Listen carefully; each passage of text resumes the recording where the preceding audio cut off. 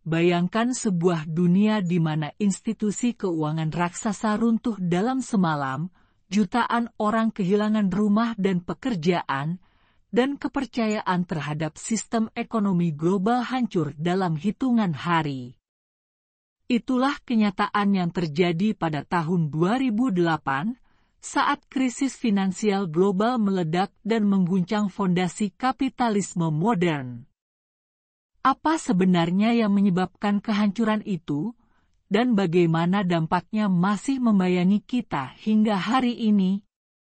Artikel ini akan membawa Anda menyelami salah satu momen paling dramatis dalam sejarah ekonomi dunia.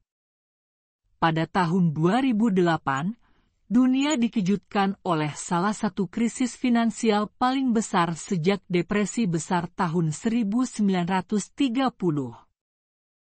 Krisis ini bermula dari Amerika Serikat, namun dampaknya merambat dengan cepat ke seluruh penjuru dunia, mengguncang pasar global, menjatuhkan institusi keuangan besar, dan meninggalkan luka yang masih terasa hingga bertahun-tahun setelahnya.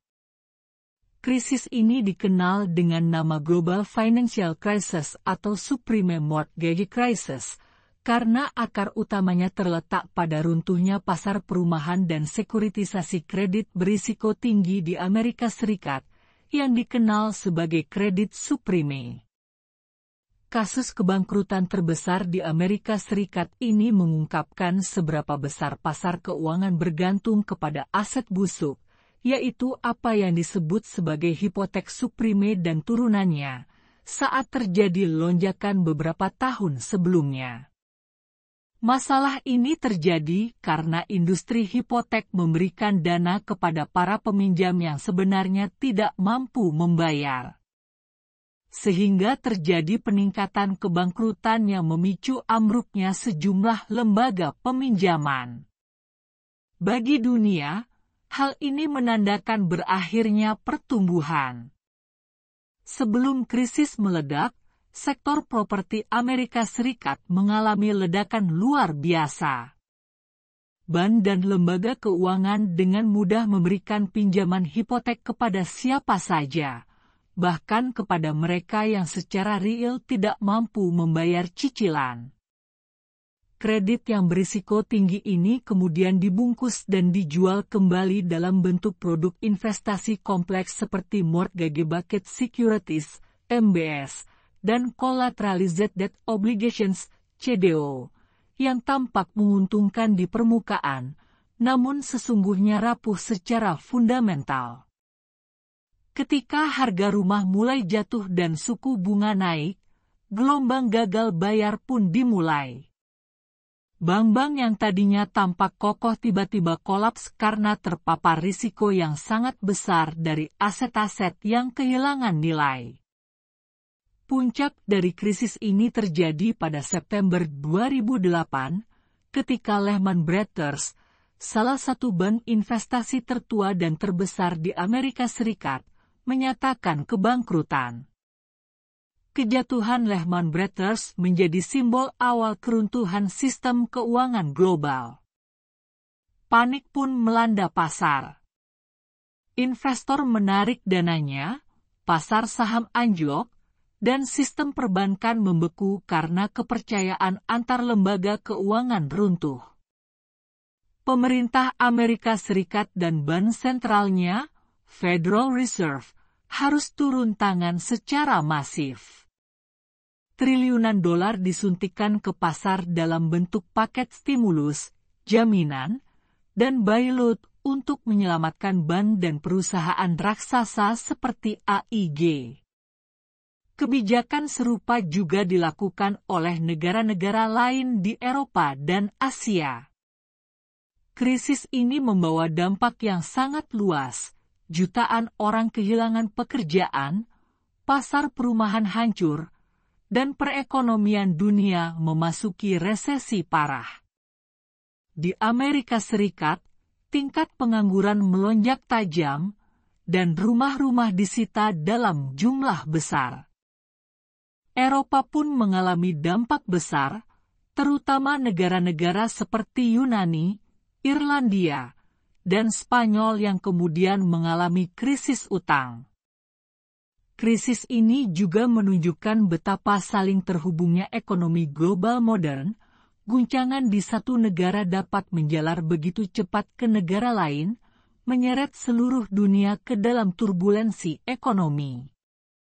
Dampak krisis moneter 2008 ke Indonesia. Krisis perekonomian pada tahun 2008 juga memberikan dampak yang signifikan di negara Indonesia. Krisis moneter 2008 menyebabkan dana-dana asing keluar dan menyebabkan indeks harga saham gabungan (IHSG) merosot tajam. BEI bahkan harus melakukan suspensi perdagangan pada 9 dan 10 Oktober 2008 untuk memberikan jeda kepada investor agar bisa lebih rasional di tengah gejolak krisis keuangan.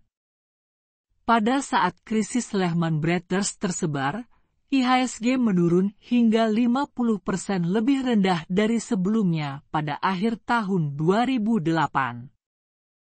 Krisis moneter 2008 juga menyebabkan kinerja pasar obligasi melemah dan mencapai puncaknya pada bulan Oktober dengan harga rata-rata terkoreksi hingga 27,4%. Selain itu, harga surat utang Indonesia juga menurun drastis, dengan imbal hasil melonjak sekitar 10% menjadi 17%. Krisis keuangan 2008 adalah hasil dari sejumlah faktor, termasuk tingkat suku bunga rendah, subprime hipotek, kredit macet, dan kurangnya intervensi pemerintah dalam mengelola kredit hipotek. Dampaknya meluas ke seluruh dunia, menyebabkan kehancuran ekonomi dan memaksa tindakan drastis untuk menghindari krisis serupa di masa depan. Dari krisis ini kita belajar bahwa pentingnya pengawasan yang ketat, pengaturan pasar yang efisien, dan pemahaman yang lebih baik tentang risiko dalam keuangan. Dari krisis ini, dunia belajar pentingnya pengawasan dan regulasi dalam sistem keuangan.